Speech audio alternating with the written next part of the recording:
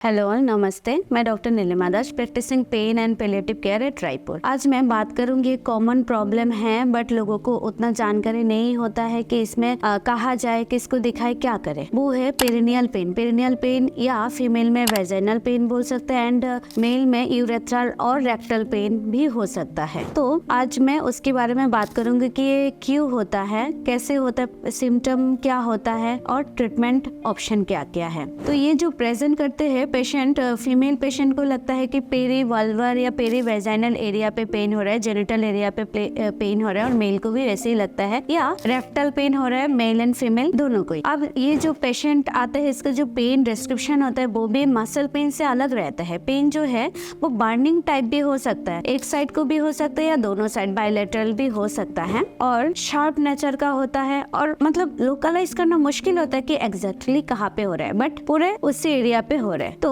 ये कब हो और बढ़ जाता है, जैसे सिटिंग पोजीशन में ये पेन और बढ़ जाता है, और पेन जो है रेडिएट करता है कि साथ में लोअर एब्डोमिनल पेन भी हो रहा है या लो बैक में पेन जा रहा है, ऐसे भी प्रेजेंट कर सकते हैं। या यूरिनरी जब यूरिन पास कर रहा है तब बर्निंग मिक्चुरेशन हो रहा है, या जब स्टूल पास कर रहा है तब भी पेन हो रहा है, या सेक्सुअल पेन भी हो सकता है। तो ये क्यों होता है? मेल एंड फीमेल में कॉजेस थोड़ा डिफरेंट हो सकता है। तो एक जो चीज कॉमन है वो है इन्फेक्शन। कोई भी यूरिनरी इन्फेक्शन हो सकता है, या यूरेथ्रल स्टोन या इन्फेक्शन, उसमें भी, या सिस्ट हो रहे हैं पेरी एनल एरिया में या पेरी वेजाइनल एरिया में, पेरिनियल सिस्ट इन फीमेल, उनमें भी ये पेन हो सकता है। तो बहुत दिन बाद ऐसे होता है कि सिस्ट रिमूव कर दिया, उसके बाद भी पेन परसिस्टेंट है, तब हमारे पास आते हैं पेशेंट। तो दूसरा और भी क्या चीज है, जैसे नॉर्मल डिलीवरी के बाद, चाहे वो होम डिलीवरी हो या हॉस्पिटल डिलीवरी, हॉस्पिटल डिलीवरी में क्लीन कट एक इंसिशन दिया जाता है, एपिसियोटोमी जिसको बोलते हैं, उसके बाद भी ये पेन हो सकते हैं। या होम डिलीवरी में भी जहाँ पे क्लीन कट नहीं दिया जाता है कट, उसमें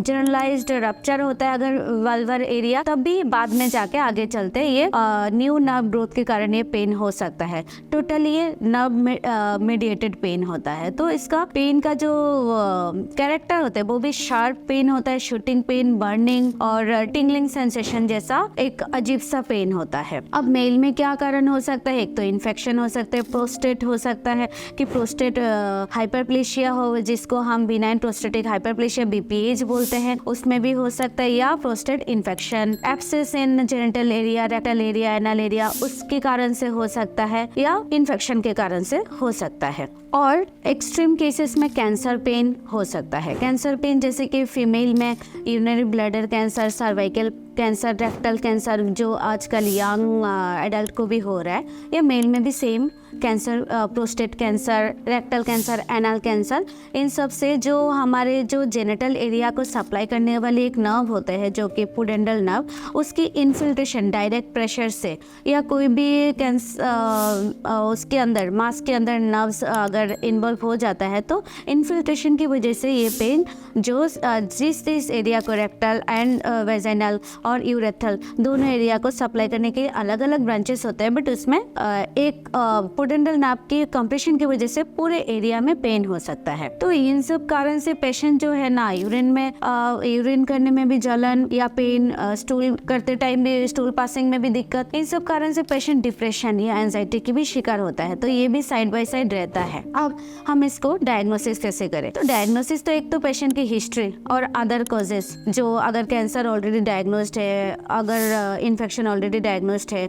जब हमारे पास पेशेंट आते हैं ऑलरेडी, फीमेल में गायनी या सर्जरी को दिखा के आते हैं, मेल में भी यूरोलॉजिस्ट या यूरोसर्जन, सबको दिखाने के बाद, ट्रीटमेंट लेने के बाद हमारे पास आते हैं। जब सब कुछ कर लिया, अब भी पेन नहीं जा रहा है, तो क्या करें? तो हमारे पास तब आते हैं पेशेंट। तो हम दोबारा फिर से इन्वेस्टिगेशन भी करते हैं साथ में, कि ब्लड इन्वेस्टिगेशन और भी रेसिडुअल इन्फेक्शन वगैरह तो नहीं है, यूएसजी अगर पहले से है तो ठीक है, नहीं है तो हमें करवाना की जरूरत पड़ता है कि कोई नोन हाइपरप्लेशिया या सिस्ट तो नहीं है, सीटी स्कैन, एमआरआई, इन सब इन्वेस्टिगेशन के सहारा हमें भी लेना पड़ता है, या ऑलरेडी है तो हम डायरेक्टली ट्रीटमेंट पे जाते हैं। अब आते हैं ट्रीटमेंट पे। तो आप ट्रीटमेंट पे जब आते हैं, हमारे पास जब भी पेशेंट आते हैं ऑलरेडी गायनेकोलॉजिस्ट से रेफर होके आते हैं, या सर्जन से रेफर होके आता है, या पेशेंट थक चुके होते हैं कि मैंने सर्जरी भी करा लिया, ये प्रॉब्लम था, इसका सर्जरी हो गया, सिस्ट था, इसका सर्जरी हो गया, फिर भी ठीक नहीं हो रहा है पेन।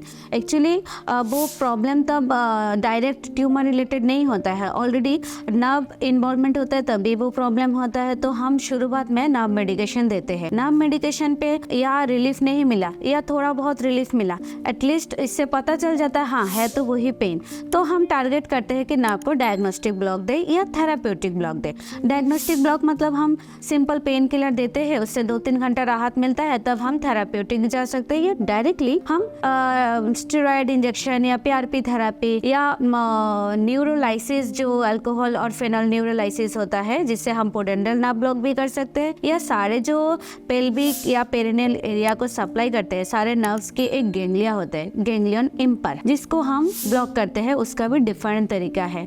ये जो होता है एक्सरे या सीटी स्कैन गाइडेड कोई भी पेन फिजिशियन करते हैं, तो इन सब से आपको ये चीज से राहत मिल सकता है। तो ये था छोटा सा शॉर्ट टॉपिक बट एक इम्पॉर्टेंट मुद्दे पे बात। मेरे द्वारा जानकारी आप लोगों को अच्छी लगे तो subscribe to my channel and share it with friends and family. Thank you.